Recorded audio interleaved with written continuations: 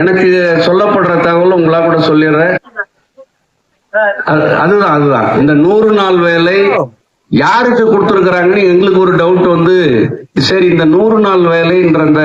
திட்டத்துல யாருதான் பயனடைகிறாங்கன்னு தேடி தேடி தேடி பார்த்தா, அந்த திமுகவுக்கு வேண்டியவங்களுக்கும் பஞ்சாயத்துல வேலை பார்க்கறவங்களுக்கும் வேண்டியவங்களுக்கு வேலைக்கே வராத 100 நாள் சம்பளம் அவங்களுக்கு போயிருக்குது. இதுல வந்து ஆக இந்த திட்டத்தை முழுக்க முழுக்க திமுக காரர்களும் அந்த பஞ்சாயத்துல வேலை பார்ப்பவர்களும் பிரித்து கொண்டது போக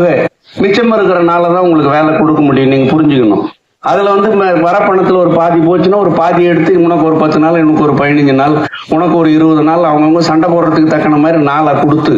அந்த சம்பளத்தை கொடுக்கறதுக்கும், நீ ரொம்ப சண்டை போட்டா சம்பளம் கேட்டு போனா வீட்டு வரி கேட்டு தண்ணி வரி கேட்டுன்னு அதுல ஒரு பாதி எடுத்து அதுக்கப்புறம் மிச்சம் இருக்கிறத கொடுத்து இப்படி எல்லா வகையிலும் இந்த திட்டத்தை திமுகவும் அந்த பஞ்சாயத்திலே வேலை செய்பவர்களுக்குமான திட்டமாக மாற்றி உண்மையாக கிராம பகுதியில் இருக்கிற தாய்மார்களுக்கு, குடும்ப தலைவர்களுக்கு நிலையாக ஒரு வருமானம் வர வேண்டும், எல்லா காலத்திலும் வேலை கிடைக்க வேண்டும், அது மூலம் மாதந்தோறும் ஒரு வருமானம் இருக்கணும், ஆண்களுக்கு பெண்கள் நிகராக இருக்க வேண்டும் என்கிற நோக்கத்தில் உருவாக்கப்பட்ட இந்த திட்டத்தை முழுக்க முழுக்க முழுக்க திமுக தவறாக பயன்படுத்தி இருக்கிறது என்பதை நீங்கள் புரிந்து கொண்டு,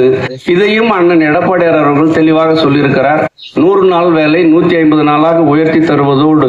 எல்லோருக்கும் அந்த வேலை கிடைப்பதும், செய்த வேலைக்கு பணத்தை உங்களுக்கு வங்கியிலே போடுவதற்கும் உறுதியாக ஏற்பாடு செய்யப்படும் என்று சொல்லியிருக்கிறார்.